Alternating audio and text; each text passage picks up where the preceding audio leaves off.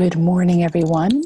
Welcome to O Clavis David, December 20th. This is the Key of David. And if you read the poem, you'll see his interpretation, Malcolm Geet's interpretation, talking about a key being a master key to liberate the one seeking liberation from darkness.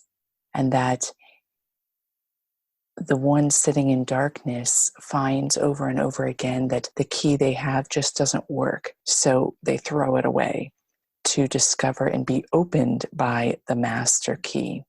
And the ending phrase is, "Oh, come again, come quickly, set me free. Cut to the quick to fit the master key." The illusion there is that the master key is a particular fit for what is needed for that person's liberation. I love the imagery there. It evokes to me that each one of us, while there is a universal sense of a master key, that for each one of us to be unlocked and set free, the master key is something that is fit particularly to our own selves. So today's meditation is going to be a guided imagery, opening up the master key to unlock your own soul into new levels of liberation. But before we go there, I'd like to take a spin on the word key, clavis. And if you look at the etymology, it's quite interesting because you've got the idea of the key, the normal key that opens a door. And then you've also got the key like a glossary of terms. So it's a guide towards a deeper understanding and interpretation of what you may be reading in a larger text. Key has many connotations of not just being the way in or the way deeper, but it also is the deepness itself. And alongside that, in a number of the searches that I looked for, a key also has to do with a form of restraint or shackles. Isn't that fascinating? So it's like the complete opposite. So where you think of a key opening a door and you get big and wide, a key is also a way of getting shackled to something. This may be complete projection on my part, but I'm going to give it a little bit of my own spin then to take us deeper into the Clavis David. And that is this. When we experience a master key, which could be in the form of an insight, or anything that breaks us open to a new level of freedom, that very experience binds us to the truth of the insight effortlessly. Think about a time in your own life when you had an experience that changed you on the spiritual level.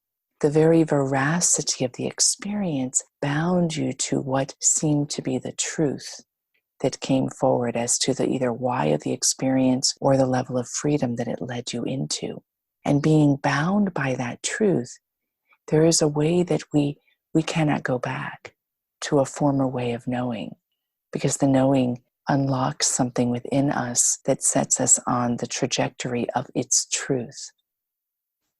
So this meditation is a combination of that kind of master key, the one that breaks us open into new levels of freedom, and by breaking us open in that freedom, binds us by the inherent truth that's there. So there is a form of union, right, that comes from that. Great. So I invite you to close your eyes.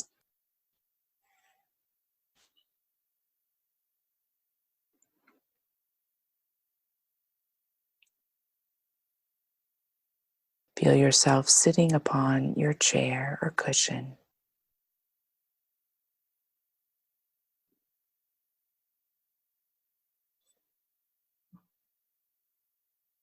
And notice how the chair and cushion hold you, an image of being held by the ineffable.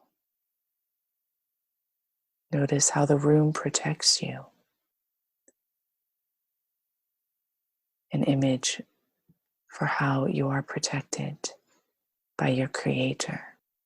Notice how the air embraces you and surrounds you. Another image of the divine embrace that is there at all times, not just hitting upon your skin, but penetrating. O clavis David, et sceptrum domus Israel, quia pedis, et nemo claudis,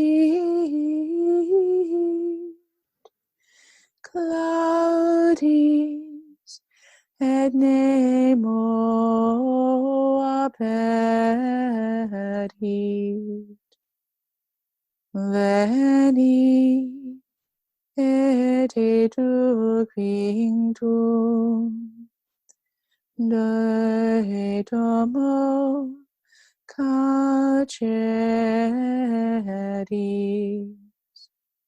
sedentem in tenebris et umbra mortis.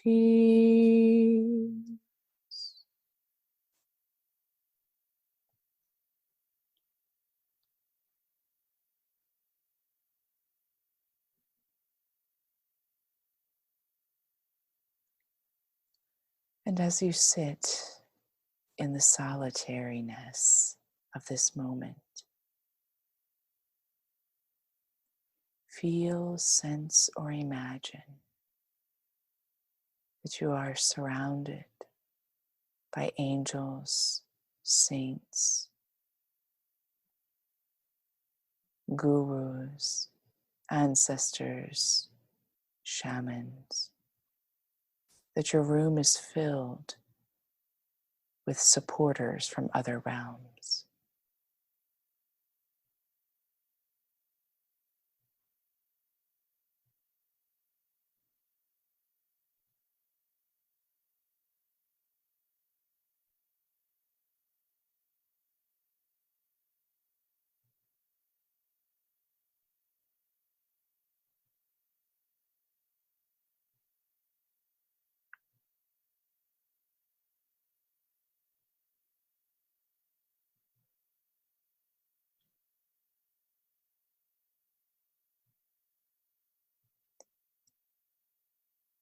And see what you can notice about this presence. Is there any one or other being that feels prominent or stronger in its presence? Is there a particular way that you feel supported?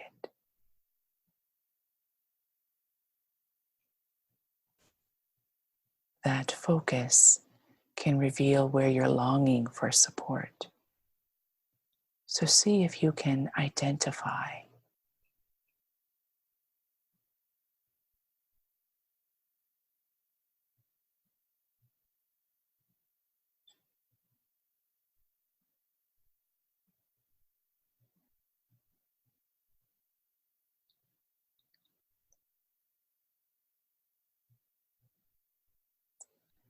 Amidst this crowd of supporters, there is one that comes forward to stand directly in front of you. And it is Kuan Yin, the goddess of compassion.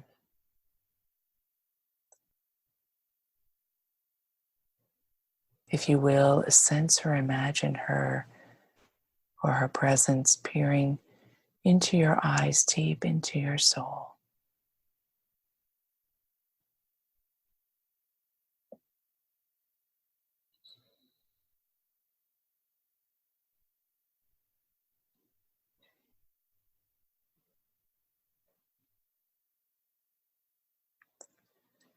From her garment, she reaches deep into a pocket and pulls forward a large key. It is brilliant to behold. And holding that key, she reaches forward. She uses the key as an energetic way to come close to your heart and your heart chakra.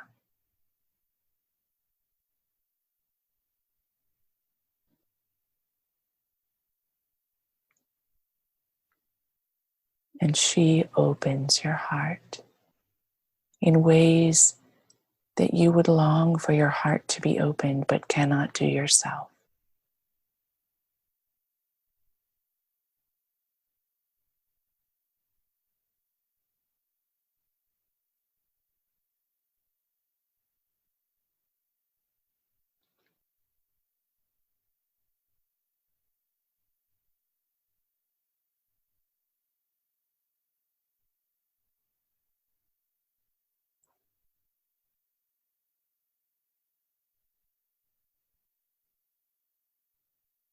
Sit with what this is like to have your heart and your heart chakra opened beyond what you're able to do. And in that opening and vulnerability, keep present your awareness of her presence, fully loving and accepting you, celebrating you, knowing you.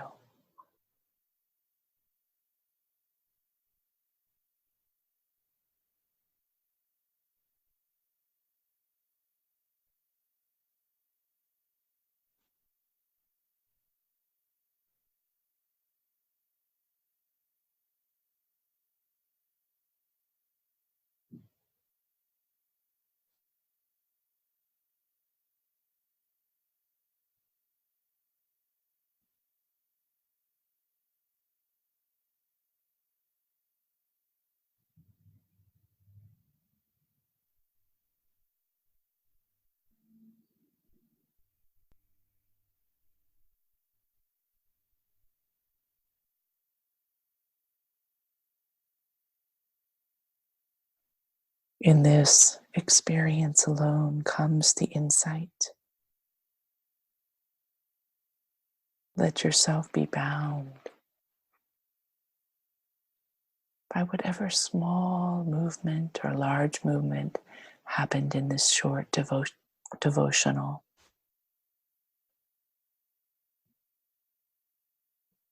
Kuan Yin touches your heart chakra, as an anointing and seals her support for you, seals the goodness, seals the experience in such a way that you can be bound to the truth.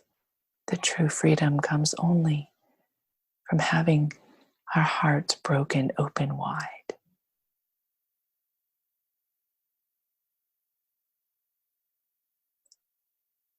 And we begin to end this meditation. Turn your gaze back again to your body, sitting on the chair.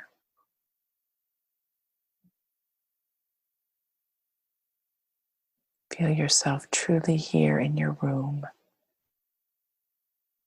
And when you're ready, bring your palms together in front of your heart and open your eyes with Namaste. Namaste. Blessings, my friends. Have a great day.